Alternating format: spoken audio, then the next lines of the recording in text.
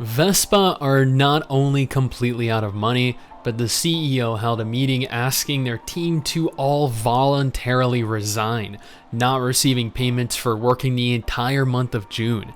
This is highly disconcerting news for any fan of the current King's Raid game, or to anyone that has any type of expectations for King's Raid 2. Before we go any further though, I do want to give a quick shout out to all of our patrons over on Patreon. While this channel is technically monetized due to the nature of a lot of the content, Patreon allows for me to at least make something off of these videos, so kudos guys, you guys rock.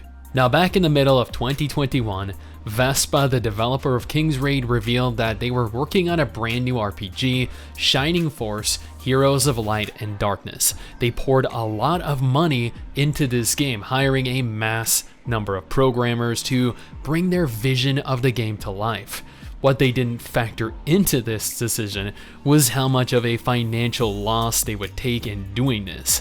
Fast forward to just a couple months ago, Vespa had come to this realization, albeit a little too late, as they proceeded to announce that they had suspended all development of the game. The CEO of Vespa went on to state that they had essentially run out of funding for the game. He noted that the company had attempted to sell the rights to the intellectual property to another company, but the sale was never realized. This meant that they had invested tens of millions of dollars into a game that would never feature any type of return on their investment. This left Vespa with only a few options. They could either double down on King's Raid 2, or they could push ahead with another game they were nearing the completion of, Time Defenders.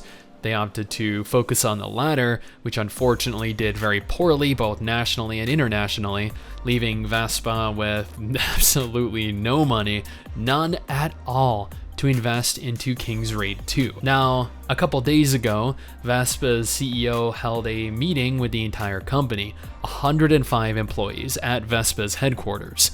The CEO confirmed that they were in a very bad state financially, and as such, they recommended every single staff member voluntarily resign. Staff would be paid for the month of May, but salary for June would be delayed, potentially indefinitely, until they find a means with which to actually pay for the months of work that their team has put in.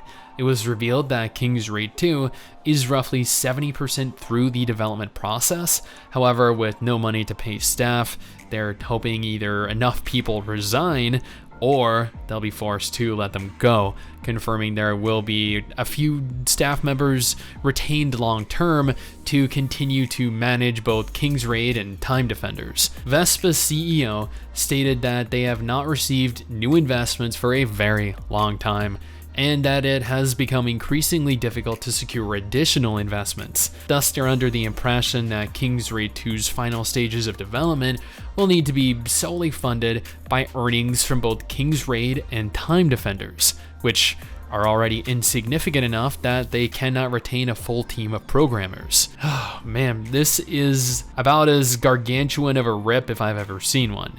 Now, for those of you that are interested in gacha games that will actually see the light of day, here's a list of confirmed games coming out this year, or if you're looking for something to play, check out my Worst Gacha Ever series over here.